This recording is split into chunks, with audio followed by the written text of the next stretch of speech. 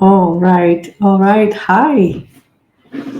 If you haven't subscribed yet, please do before we proceed. Thank you for watching and thank you for joining me. Again, this is one of my favorite museums. It was when I first came to the DC area. I had never set foot um, at the Smithsonian until the 1990s. And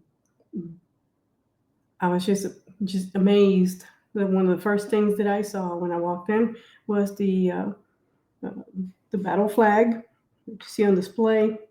The display was in that way from the before the 1990s for like 40 years before someone smarter came along and figured out better technology and how to preserve the flag.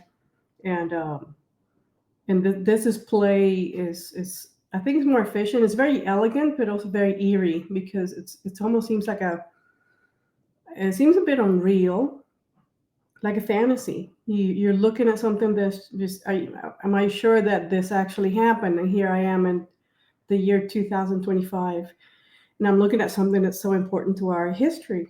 And I wanted to start these series for the 250th anniversary of the birth of our country. And I figured I'd share these with you. And let me come back to a full screen. I love that Mrs. Harrison's dress. That's exquisite. The and I go into there's just little bit of review and a critique of what they have going on at the Smithsonian right now.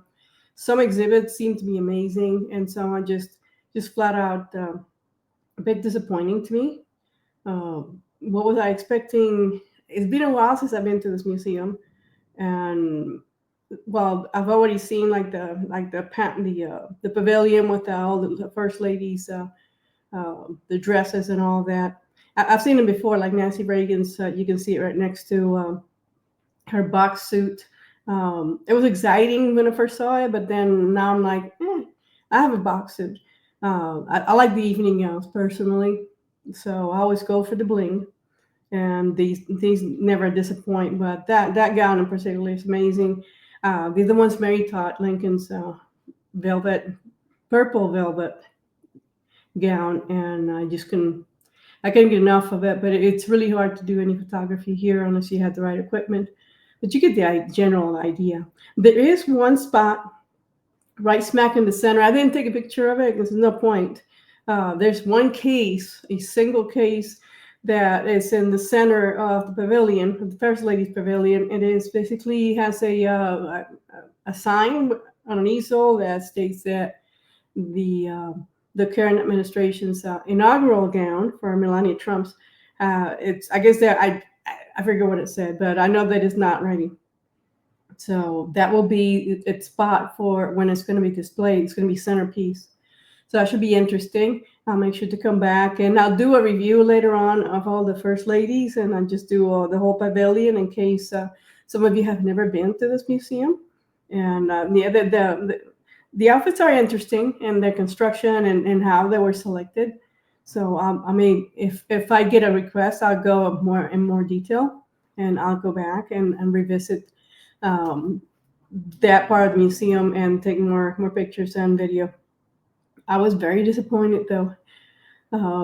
Not upset about the flags. Going back to the flag and that how it's stored. It's at an incline. I forget how many degrees. That's on the Smithsonian's website. So I did a little bit research on the company that actually executed this design, and it's just eerily beautiful. And it has more interactive um, displays, digital displays where you can walk through. It's a hallway basically. There's going to be a security person there telling you no photography. They don't care whether you have flash enabled or not.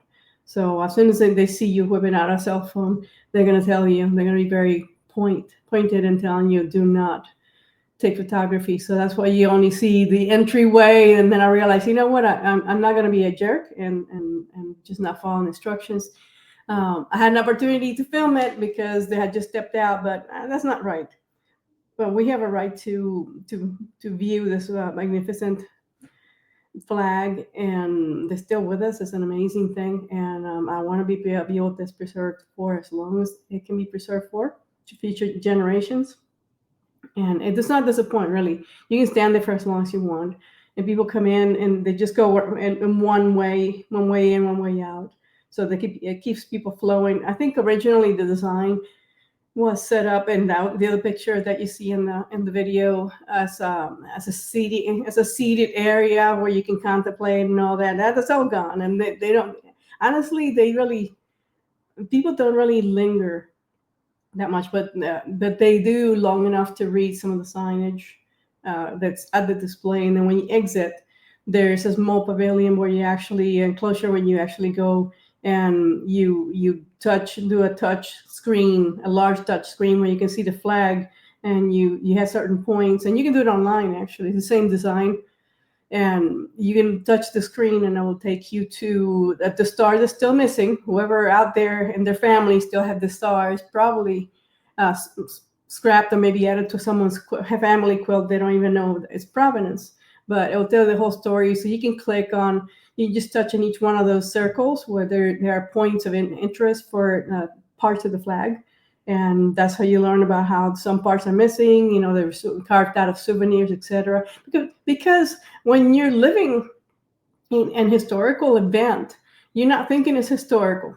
You're not thinking of the future. You're not thinking, families with little kids running all over the place and seeing how did we get here, the people before us. So as today we live our lives, we're not really thinking how someone 100 years or 200, 300 years from now will view how we manage ourselves in a society and a civilization. So I feel it's really interesting.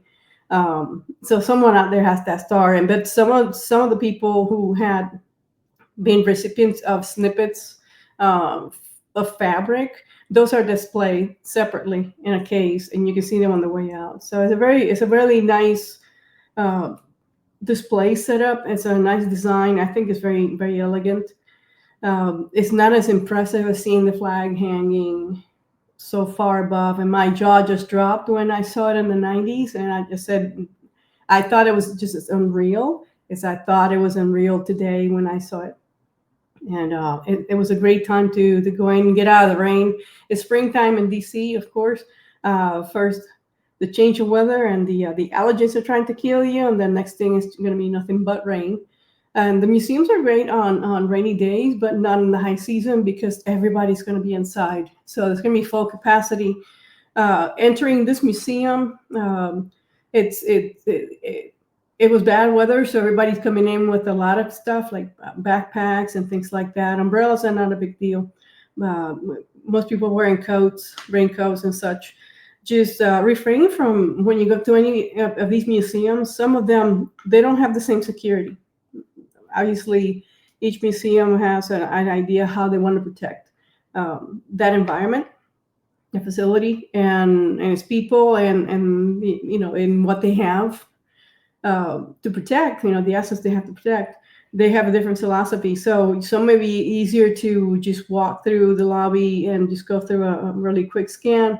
The other ones, they'll have you remove anything and get you to it's a little bit more intense. I didn't take any pictures or anything like that. Security, I usually don't do that unless I have permission, but there's no point, no benefit at all to show it here. But generally, don't take a lot of stuff with you. If you're in a hotel and you're from out of town, leave your stuff out. You can bring in a bottle of water. All these places, Smithsonian, they're going to get your money with food for you, for the kids, water. That stuff is available. So you can just prepare for having to go through security and standing in a long line, but also you'll have access to food and drink if that's going to be a consideration for you. At minimum, a bottle of water, ID, a pouch with your IDs. That's what I do. Something that hangs around my neck. Very simple. A cell phone, something you can just show it, and then they can wave you through.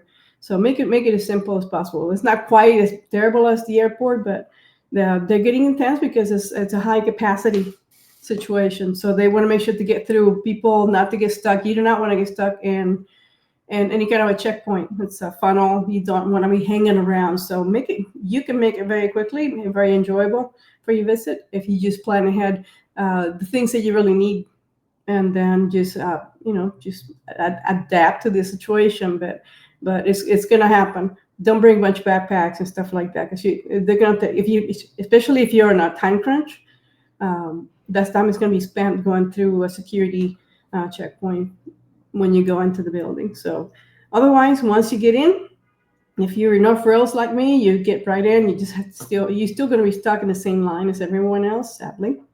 Whether me running it, you get a bunch of backpacks, you're going to be in that line.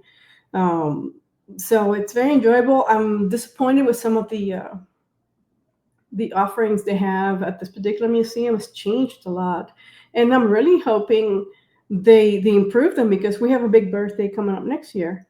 And I sincerely hope that it's more about, the birth of this country. And I know we have a lot of history to cover for one museum, and then we have a city full of museums. So whatever you're not getting at this museum, you're going to get someplace else. The Museum of African American History is right across the street. So you saw that in a close up.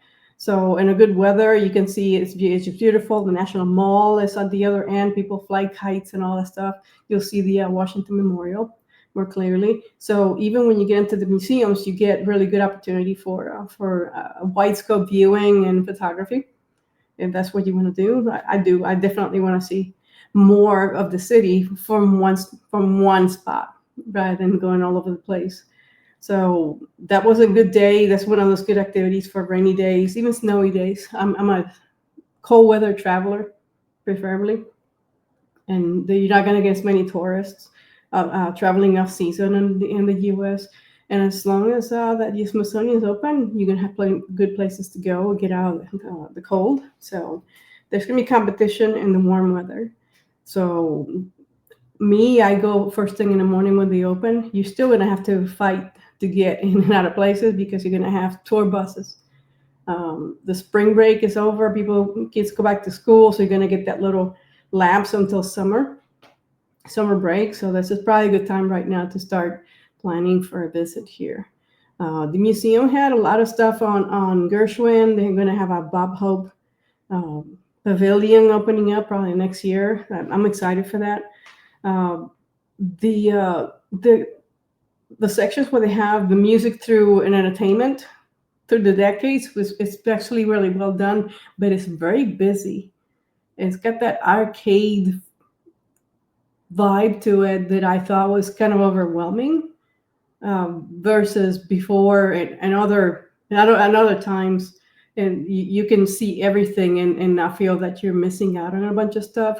Like a lot of the musical instruments, the Van Halen, it's all clustered with other instruments from different eras. So I don't know what how they envision whoever set up the cases for display. I didn't like the way they were displayed. To me, I would have done, a heavy rock. I'm definitely keen on the electric guitar. So set up something that's strictly for rock, and the other one for the other genres. There's one section of the museum that it's not on the video because there's hardly anything there. It's a very small enclosure on the way out before you head out out of the lobby. It's some blues, and there was no one in that particular area viewing anything. So they have a lot of interactive stuff, and at the other end with the music, and so the Soul Train viewing area with the videos and all that's all very flashy. So I guess I don't know how long that's going to run. They have another exhibit that's nothing but about Latina women and broadcasting, and I don't know. I'm sure that's short term. I did not view it. I was more looking for viewing the flag again to see how it was displayed. And I'm way behind by many years, but it's just making the time to go out there. So the things that I wanted to see are more geared towards U.S. history and then just building from it. So I want to see where they're going with this museum and the exhibits that they have currently. So I don't know how long they're going to have them, but I would very much like to see a harder push for a 250th theme moving forward, and starting soon. These things, I'm sure that it's something's in the planning. I should hope so. They start seeing some evidence of that soon. I hope you enjoyed the video. It's just some highlights. If you right now you can't get out and visit, and just give you a little taste of what goes on. It's other than politics or crime and everything else that's going on in the world, and you can actually enjoy something that's different.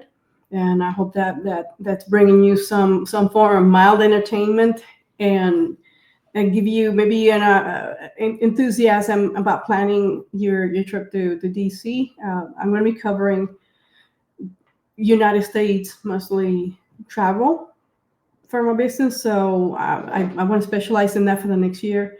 And I welcome all inquiries at this point for booking and any other ideas that you may have issues with. I'll be happy to do a 30-minute consultation to see where you want to go. You should travel. There's so much to see and enjoy in this country, and I'm pretty excited about that. So in 2026, it's going to be a lot of fun just planning anything that go around that theme, because I think it's going to be even more exciting for this country, and we really need to get excited all together about living here. This is a wonderful place. So thank you again. Don't forget to see my other videos. I'm just launching them today, and that's going to go push towards this weekend coming up with Easter. And I will see you in another week. I hope you enjoy these videos, and I'll see you soon.